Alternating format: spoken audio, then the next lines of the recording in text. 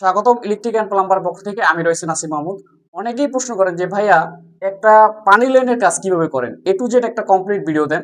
তো এইখানে দেখতে পাচ্ছেন আমরা প্রাথমিকভাবে যে ওয়্যারিংটা করলাম, এটা হচ্ছে একটা শর্ট চাবি, এটা হচ্ছে বালতির কল, এটা হচ্ছে একটা এংলেস্টেড কক। এখানে দেখতে পাচ্ছেন এটা কিন্তু একটা হাই কমোড, যেহেতু হাই কমোড সেহেতু এংলেস্টেড কক এবং পুশের লাইনে আপনি রাখবেন হচ্ছে 17 ইঞ্চি বা 15 ইঞ্চি। কারণ কি, 17 ইঞ্চি রাখলে আপনার দেখা যায় টাইলস হইলে টাইলসে কিন্তু 2 ইঞ্চি খাবে। আর এটা হচ্ছে একটা ইংলিশের কক, এখানে হচ্ছে বেসিন হবে, এটাও কিন্তু 17 ইঞ্চি রাখা। আর এটা হচ্ছে বালতির কল, বালতির কল 27 ইঞ্চি বা 30 ইঞ্চি রাখবেন। এখন যেহেতু ওয়্যারিং করছি, এখন রাখতে হবে আমাদের 30 ইঞ্চি, টাইলস বাদে এখানে 27 ইঞ্চি টিকবে। আর এটা হচ্ছে শাওয়ার চাবি, শাওয়ার চাবি 44 ইঞ্চি রাখবেন, টাইলস বাদে আর 2 ইঞ্চি খাবে প্রত্যেকটাই।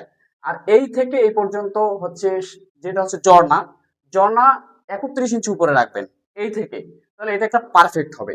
আর এইখানে যেহেতু একটা অটো গ্রিজার, এখানে সিঙ্গাপুর থেকে আসবে গ্রিজারটা, এগুলো বাংলাদেশে অ্যাভেলেবেল পাওয়া যায়।